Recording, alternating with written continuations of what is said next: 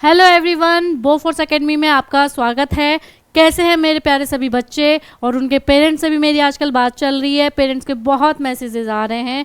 Parents कुछ मेरे पास message कर रहे थे कि मैडम आपने जो डॉक्यूमेंट रिक्वायरमेंट बताई थी उन डॉक्यूमेंट में हमारे पास जो हमें स्कूल से सर्टिफिकेट लेना है उसका क्या फॉर्मेट होगा। ठीक है, उस फॉर्मेट के लिए क्या हमें लेटर हेड पर प्रिंसिपल से लिखवाना होगा या फिर हमको खुद को ही फॉर्मेट देना होगा। ऐसा आपको कुछ नहीं करना है। आपको सिर्फ और सिर्फ जो pisa.ncog. आपकी एनटीए की जो साइट है उसको ओपन करेंगे। उसमें आपको गाइडलाइंस में क्या मिलेगा, एक एसओपी मिल रही है।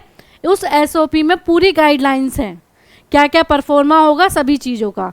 तो मेनली जो मैं आपको बताने वाली हूँ आज मैं उस सर्टिफिकेट की बात कर रही हूँ जो स्टडी सर्टिफिकेट आपको क्लास 6 एडमिशन के लिए लेना है। आपको कहाँ से मिलेगा वो आपको मिलेगा पेज नंबर 41 पर। पेज नंबर 41 पर आपको ये आपका फॉर्मेट मिल जाएगा। आप उसको डाउनलोड कर सकते हैं, पीडीएफ से निकाल कर डाउनलोड कर लीजिए, प्रिंट निकलवा के। तब आप अपने प्रिंसिपल के पास जाएंगे। जब आप अपने प्रिंसिपल के पास जाएंगे तो यहाँ पर आपके बच्चे की फ़ोटो होगी और फ़ोटो आपकी बिल्कुल लेटेस्ट होनी चाहिए। ठीक है, फ़ोटो आपकी बिल्कुल लेटेस्ट होनी चाहिए। नेम ऑफ स्टूडेंट आप यहाँ पर डालेंगे, जैसे certified the information given below are correct in respect of. इसके बाद मतलब जितने भी आप यहाँ पे इंफॉर्मेशन दे रहे हैं वो सारी सही देनी है। यहाँ फर्स्ट पर आप बच्चे का नाम लिख देंगे, जो भी बच्चे का नाम है, school name of school, name of a candidate block letters में लिखना है आपको। स्टडिंग सर्टिफिकेट में जो लिखा है, जैसे क्लास 5th में जो लिखा है वो आपको यहाँ पे लिखना है। फादर्स नेम, मदर्स नेम, वो सारे आपको यहाँ मेंशन करने हैं। ठीक है, यहाँ मेंशन करने के बाद अगर जेंडर बच्चा बॉय है आपका तो बॉय पे क्लिक वो टिक कर देंगे। अदरवाइज अगर गर्ल है तो गर्ल पे टिक कर देंगे। ठीक है, डेट ऑफ बर्थ आपको बहुत ध्यान से लिखनी है। डेट ऑफ बर्थ आपको बहुत ध्यान से लिखनी है। यहाँ पर आप जैसे आपकी डेट है 5, आपकी मंथ हो गया 3 और ईयर हो गए 2013। ठीक है, इस तरह से आपको अपनी डेट ऑफ बर्थ को लिखना है।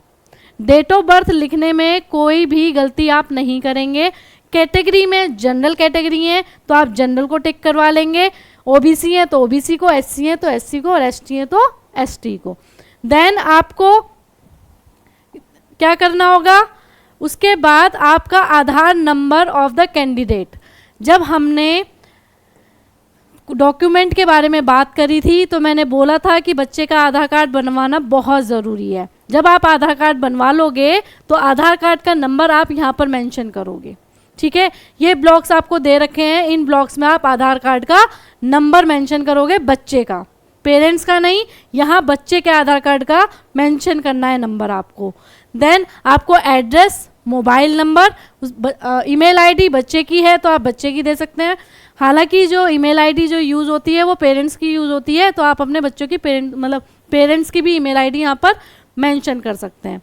एनुअल इनकम ऑफ पेरेंट्स, ठीक है। आइडेंटिफिकेशन मार्क ऑफ कैंडिडेट, जैसे कि किसी के जो है फोरहेड पे मोल है या कोई कट का निशान है तो आप उसको यहाँ पर आइडेंटिफाई के रूप में, आइडेंटिफिकेशन मार्क के रूप में यहाँ पर लिख सकते हैं।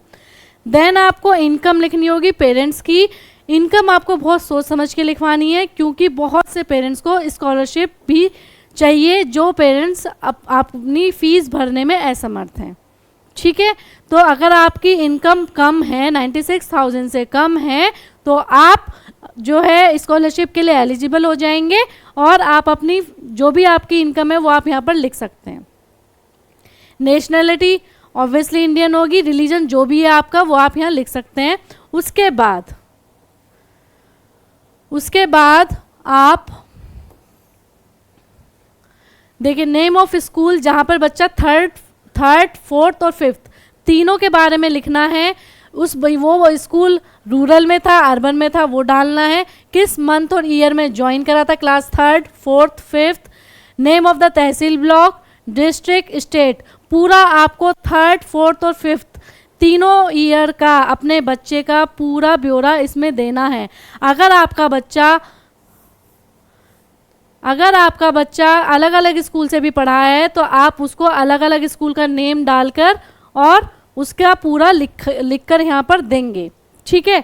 उसके बाद यहाँ पे एक डिक्लेरेशन है, सैनिक स्कूल, आप जिस भी स्कूल के लिए आप जाना चाह रहे हैं उस स्कूल का यहाँ नाम मेंशन कर देंगे। यहाँ कैंडिडेट के साइन होंगे, यहाँ पर किसके साइन होंगे बच्चों, कैंडिडेट के साइन होंगे यहाँ पर, ठीक है, जो बच्चा जिसने एग्ज़ाम दिया है।